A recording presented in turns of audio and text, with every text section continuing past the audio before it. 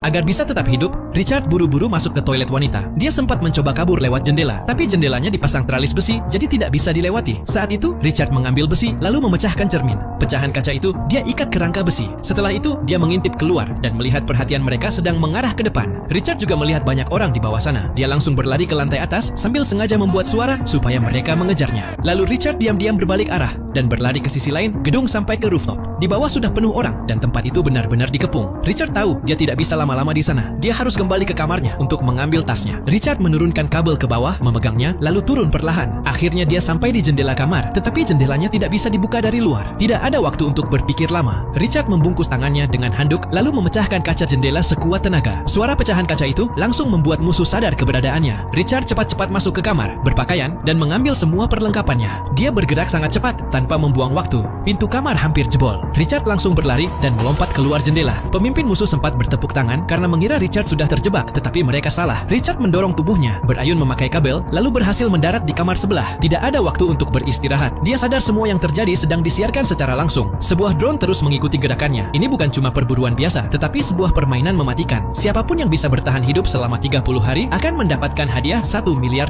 Demi putrinya, Richard tidak punya pilihan selain terus bertahan. Richard menatap drone itu dengan emosi yang mulai memuncak. Di kejauhan, para pemburu semakin mendekat. Dia langsung melempar granat dan meledakkannya. Saat keadaan menjadi kacau, Richard memanfaatkan kesempatan itu untuk berlari ke ruang bawah tanah yang gelap. Karena tidak ada cahaya, Richard membakar majalah untuk dijadikan penerangan. Tapi api itu malah membesar dan menyebar dengan cepat. Sementara itu, para pemburu di luar semakin dekat. Tiba-tiba Richard melihat sesuatu. Banyak tikus berlari menuju saluran pembuangan. Dia segera membuka penutup saluran itu dan membiarkan mereka lewat. Setelah itu, Richard diam-diam melarikan diri dan berhasil selamat untuk sementara waktu. Setelah berhasil kabur, Richard mulai merekam laporan. Dia memang harus memberikan laporan setiap hari. Setelah keluar dari saluran pembuangan, Richard bertemu seorang anak di jalan. Anak itu langsung mengenalinya dan mengajak Richard ke rumahnya. Di sana, Richard baru tahu kalau anak itu dan kakaknya adalah penggemar acara permainan tersebut. Mereka juga sangat mengerti bagaimana permainan itu berjalan. Mereka menjelaskan kalau permainan itu sebenarnya tidak dibuat untuk dimenangkan. Tidak ada peserta yang benar-benar bisa bertahan hidup selama 30 hari. Banyak orang sengaja menjual lokasi para peserta demi mendapatkan uang. Semakin tinggi jumlah penonton dan rating acaranya, permainan itu akan terus berlanjut sampai para pesertanya habis satu persatu. Setelah itu, permainan baru berakhir. Saat itu Richard baru saja berhasil melewati satu ronde. Tapi karena semakin terkenal, tantangan yang akan dia hadapi juga pasti semakin berat. Akhirnya, anak itu dan kakaknya memutuskan untuk membantu Richard pindah ke kota lain agar lebih aman. 10 hari kemudian, Richard hidup di tempat baru dengan menyamar sebagai orang buta. Dia menyembunyikan identitasnya dan tetap membuat laporan setiap hari. Namun tidak lama setelah itu, seorang petugas kebersihan jalan mengenalinya. Dalam sekejap, lokasi persembunyian Richard langsung ketahuan.